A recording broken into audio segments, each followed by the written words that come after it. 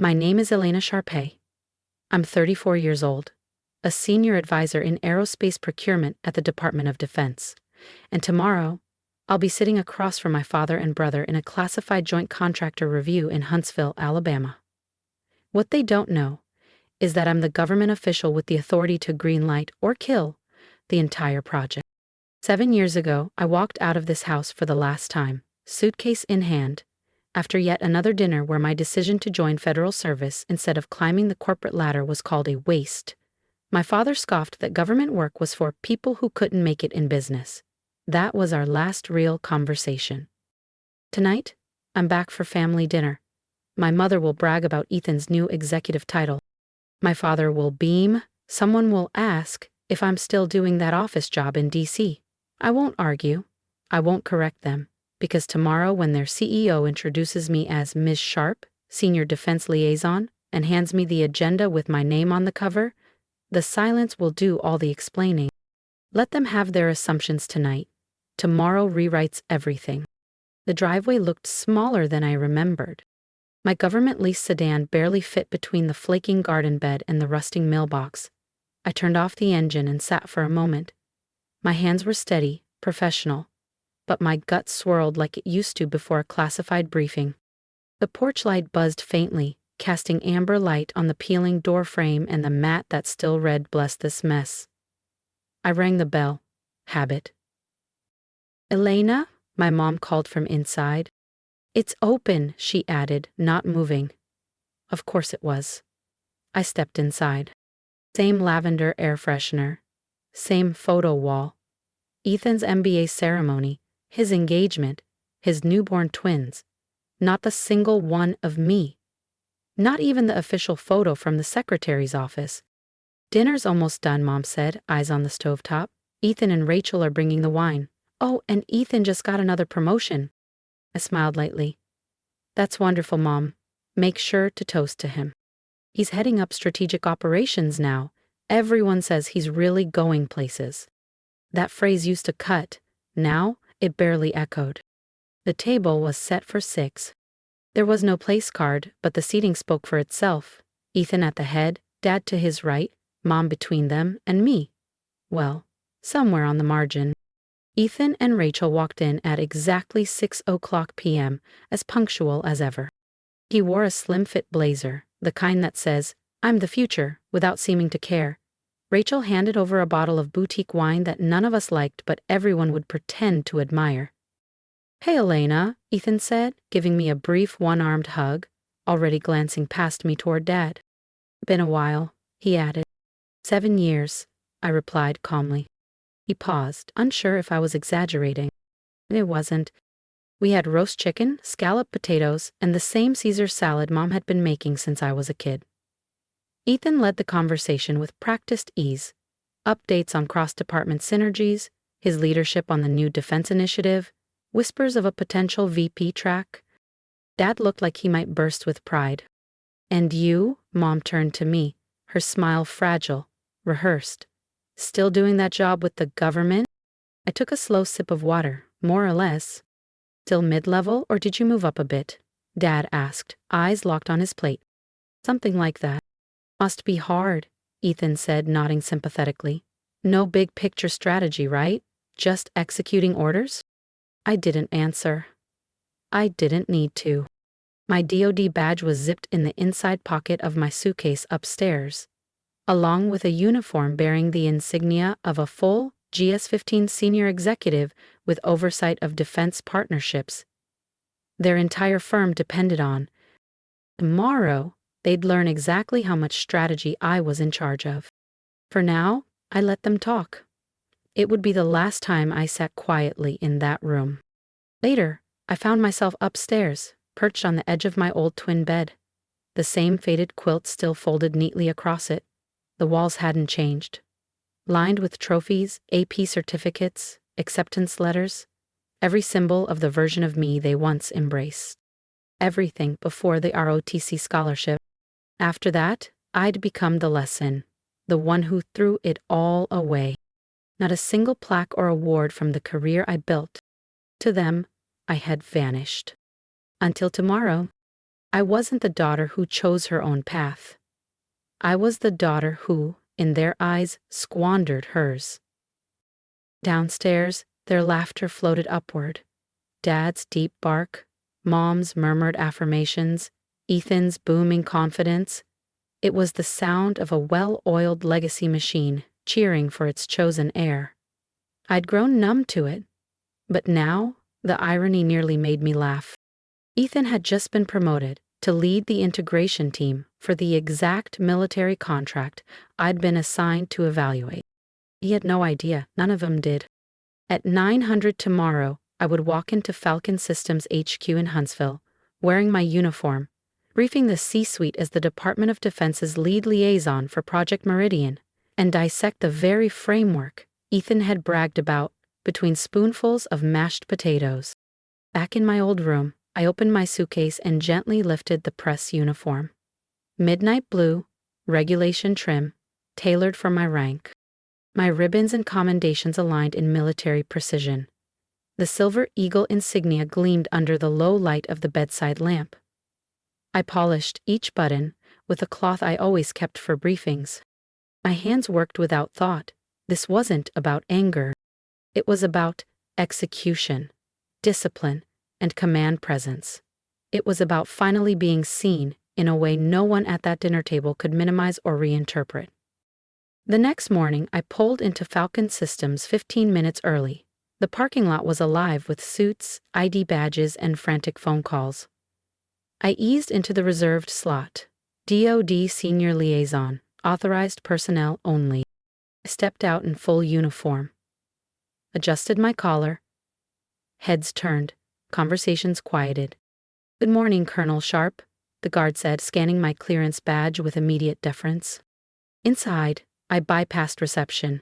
I already knew the layout, studied it weeks ago. No room for missteps. The elevator opened to the executive level. The first face I saw was Ethan, flipping through a sleek touch screen. He looked up, relaxed, until he saw me. "Elena, what are you wearing?" His voice trailed. I didn't pause. "Good morning, Mr. Sharpe," I said evenly. "I'm here for the Project Meridian review." Behind him, my father's voice echoed, deep in conversation with two men in identical tailored suits. If you've ever been underestimated by your own family, hit that subscribe button, because what happens next, when Elena steps into that boardroom, is something you won't want to miss. Then, Ethan saw me, and froze. "Elena, what's going on? Why are you dressed like that?" he asked, his voice uncertain, eyes flicking between me and the onlookers in the hall. He was trying to read the room, but the realization came too slow. Before I could answer, a tall woman with crisp posture and sharp white hair turned the corner. Marla Kensington, CEO of Falcon Systems, paused the moment she saw me, then broke into a warm, surprised smile. She walked straight over and extended a hand. "Colonel Sharpe, I wasn't aware you'd be attending in person." "A pleasure," I replied, shaking her hand. "I happened to be in town. Thought it best to sit in on today's session." "Absolutely," Marla said with a nod. "You elevate any room you walk into." Then she turned to the group clustered around us. "For those not yet introduced, this is Colonel Elena Sharpe, our Pentagon liaison for Project Meridian. She holds final authority for all military interface approvals on the contract." The hallway fell silent, compressed and breathless. I didn't look at my father or Ethan. I didn't need to. Their stunned silence spoke volumes. Marla and I entered the boardroom side by side. My name was already printed on the placard at the head of the table just beside hers. I took my seat, reviewing the notes I'd marked last night. Executives and engineers trickled in, each one taking extra care to greet me formally. Professional, deferential, alert. A few looked startled by my age. Some registered surprise that the Pentagon liaison was a woman. None asked twice after spotting the insignia. Ethan and Dad were among the last to enter. They sat further down, rigid and quiet. At 900 sharp, Marla opened the session and handed it over to me. "We're honored to have Colonel Sharpe joining us in person," she said. "Her input has already strengthened key components of our cybersecurity framework." I stood, nodded, and began. I briefed the room, outlined phase gate revisions, and listed my expected benchmarks. I met every speaker's gaze. I asked follow-ups. I requested timelines. Then Ethan rose, visibly shaken. As lead on systems integration, I've been coordinating the Phase 2 rollout. I believe we're aligned with the target metrics. I waited, arms crossed. Then I spoke. Mr. Sharpe, I said, voice even and direct. Could you clarify how your rollout strategy addresses the latency thresholds outlined in the latest DoD memo? Ethan blinked. I can revisit that section.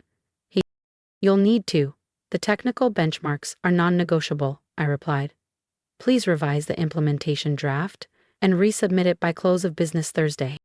He nodded quickly. Yes, ma'am. The room stilled for a beat. Then the meeting continued.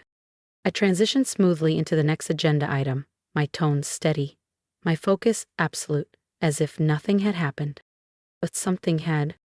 We adjourned just after noon. Marla closed the session with brief remarks about transparency and high-stakes partnerships, then turned to me. Colonel Sharpe will remain on-site through tomorrow to oversee follow-up assessments, she said. Please provide her full access and cooperation. This project is mission-critical for both national security and our future collaborations. As the room emptied, I felt the shift. The stares had changed, not laced with doubt, but respect. The curiosity had dissolved into recognition. I hadn't demanded this position. I had earned it. Through the glass wall of the conference room, I saw my father standing alone in the hallway, still as a statue. He looked like a man who'd expected applause, and got a verdict. Elena, he said once we were alone, his tone unsteady but still trying to sound firm, we need to talk. I nodded. Your office? He hesitated, then led me down the hall. Inside, the air felt stale. My mother sat in a visitor's chair, stiff and silent. Ethan stood at the window, arms crossed like he was bracing for impact. The three of them lined up like a tribunal from my childhood. I didn't sit. I stood at ease, calm and grounded. How long have you been a colonel? My father asked. 6 months, I replied. 6 months, he echoed, more to himself than to me. And you didn't tell us? I did, I said. I sent invitations, left voicemails, articles. You never responded. He looked for a defense, but Mom cut in. We didn't understand what it meant. Colonel, that sounds high, but why didn't you explain? Because I stopped needing your permission to succeed. Ethan frowned. We thought you were stuck, just transferring bases, floating. I looked at him. You said last night that people in the military just follow orders, I said, my voice calm but direct. You laughed while saying it. Ethan shifted, his expression tightening. I didn't know you were doing this. You never asked, I said again. My mother reached toward her handbag, then stopped. Elena, I don't even know what to say. We should have been there. Your commissioning, your promotions, your ceremony. I thought you were shutting us out. No, I replied. I just stopped waiting for you to show up. The silence that followed was taut, uncomfortable, but necessary. My father cleared his throat. So, what do you want now? Public recognition? A profile in our quarterly bulletin? Some kind of... I shook my head. I don't want anything, except what I've always earned. Respect. For my work, for my choices, for not failing simply because I didn't follow your version of success. Ethan stepped away from the window, more subdued now. You reviewed my report today, and you were fair. You didn't use that moment to embarrass me. I wasn't there to embarrass anyone, I said. I was there to do my job. He gave a small nod. It was impressive. Honestly, you were commanding. It might have been the first real compliment I'd ever heard from him. My father rose from his seat, but didn't move closer. You've built something we don't understand, he said. That's on us. We thought we knew better. His voice cracked slightly. We didn't. And for the first time, I heard humility in him.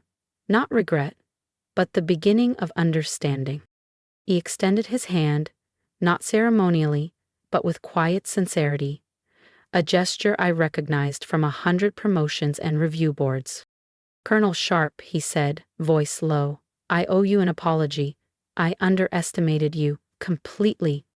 I took his hand, firm grip, no resentment, just resolution. "I accept."